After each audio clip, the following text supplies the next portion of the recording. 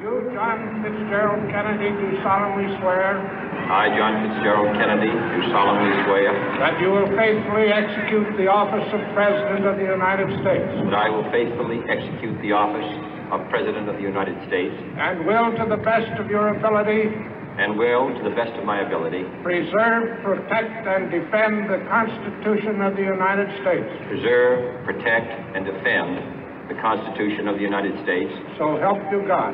So help me God.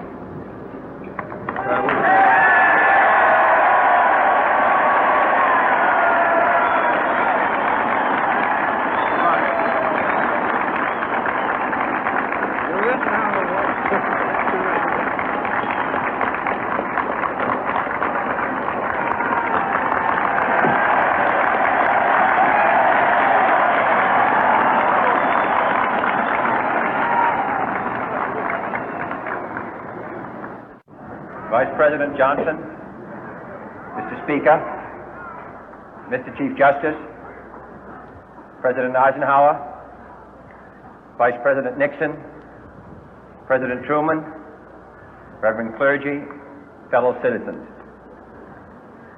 We observe today not a victory of party, but a celebration of freedom, symbolizing an end as well as a beginning, signifying renewal as well as change.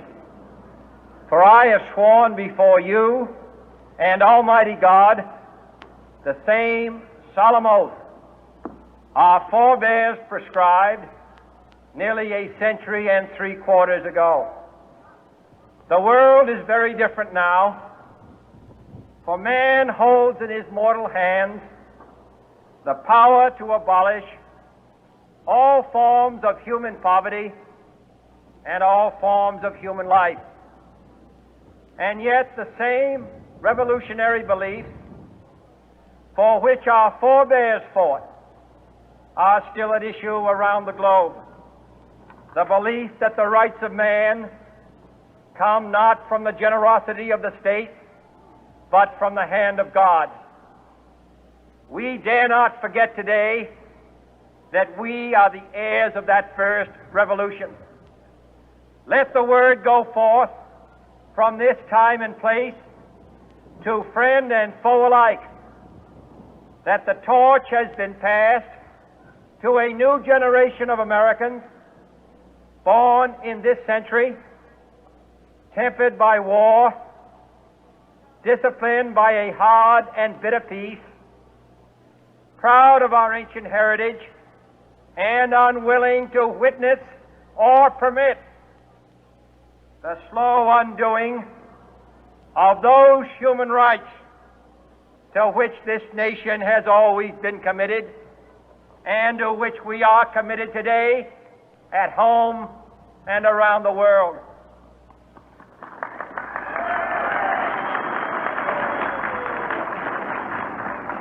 Let every nation know, whether it wishes us well or ill, that we shall pay any price, bear any burden, meet any hardship, support any friend, oppose any foe to assure the survival and the success of liberty.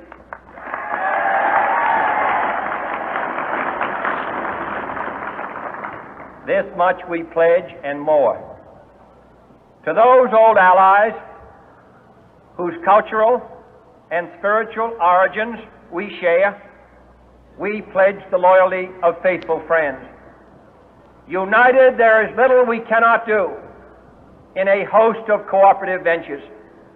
Divided, there is little we can do, for we dare not meet a powerful challenge at odds and split asunder. To those new states whom we welcome to the ranks of the free, we pledge our word that one form of colonial control shall not have passed away merely to be replaced by a far more iron tyranny. We shall not always expect to find them supporting our view, but we shall always hope to find them strongly supporting their own freedom, and to remember that in the past, those who foolishly sought power by riding the back of the tiger ended up inside.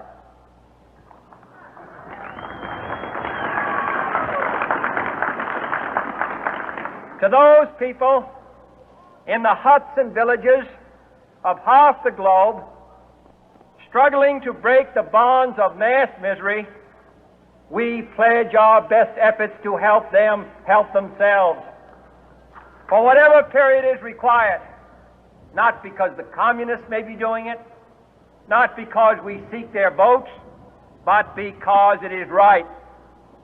If a free society cannot help the many who are poor, it cannot save the few who are rich.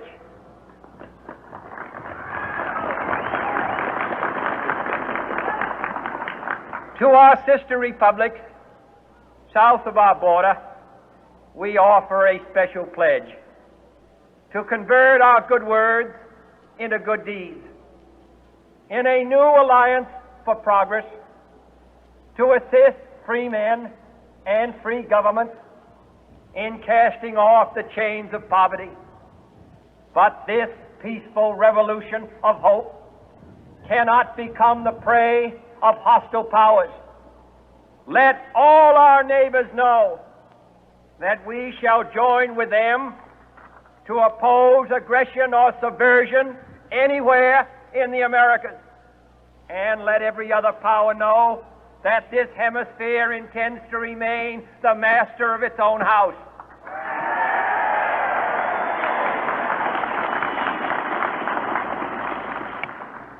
To that World Assembly of Sovereign States, the United Nations, our last best hope, in an age where the instruments of war have far outpaced the instruments of peace, we renew our pledge of support to prevent it from becoming merely a forum for invective, to strengthen its shield of the new and the weak, and to enlarge the area in which its writ may run. Finally, to those nations who would make themselves our adversary, we offer not a pledge, but a request that both sides begin anew the quest for peace.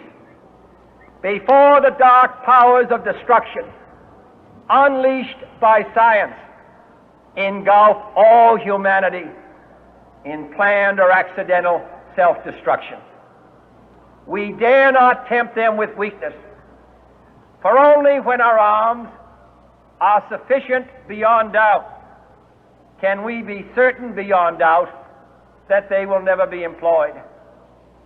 But neither can two great and powerful groups of nations take comfort from our present course, both sides overburdened by the cost of modern weapons, both rightly alarmed by the steady spread of the deadly atom, yet both racing to alter that uncertain balance of terror that stays the hand of mankind's final war.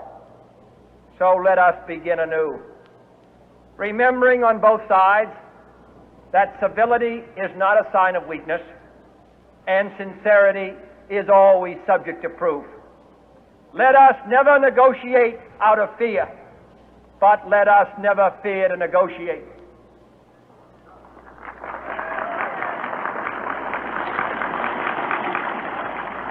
Let both sides explore what problems unite us, instead of belaboring those problems which divide us.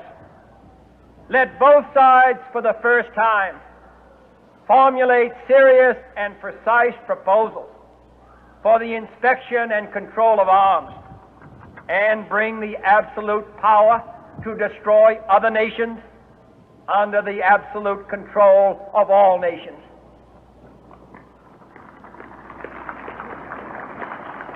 Let both sides seek to invoke the wonders of science instead of its terrors. Together, let us explore the stars, conquer the deserts, eradicate disease, tap the ocean depth, and encourage the arts and commerce. Let both sides unite to heed in all corners of the earth the command of Isaiah to undo the heavy burden and let the oppressed go free. And if a beachhead of cooperation may push back the jungle of suspicion, let both sides join in creating a new endeavor, not a new balance of power, but a new world of law, where the strong are just and the weak secure and the peace preserved. All this will not be finished in the first 100 days, nor will it be finished in the first 1,000 days, nor in the life of this administration, nor even perhaps in our lifetime on this planet. But let us begin.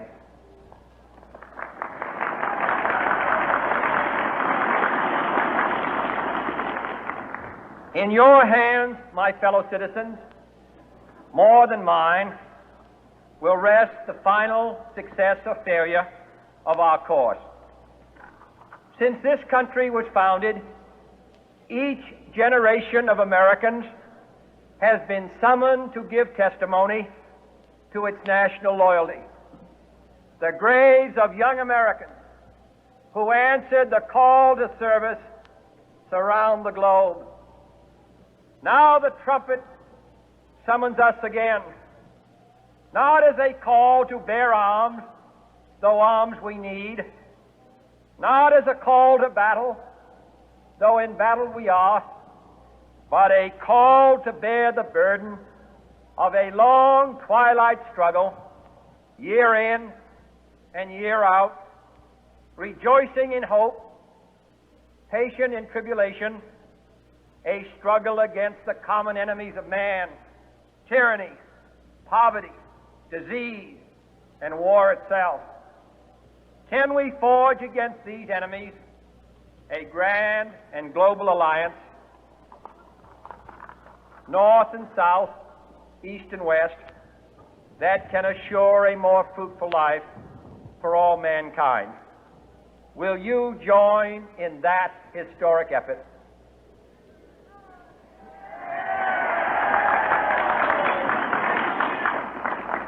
In the long history of the world, only a few generations have been granted the role of defending freedom in its hour of maximum danger. I do not shrink from this responsibility. I welcome it.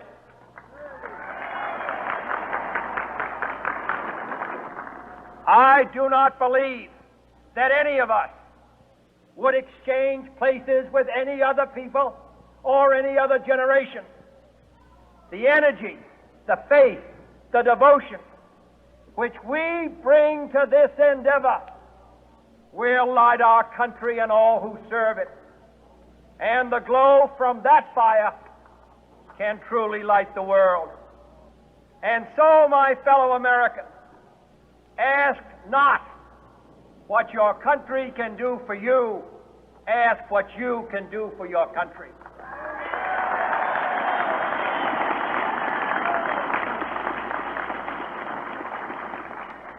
My fellow citizens of the world, ask not what America will do for you, but what together we can do for the freedom of man.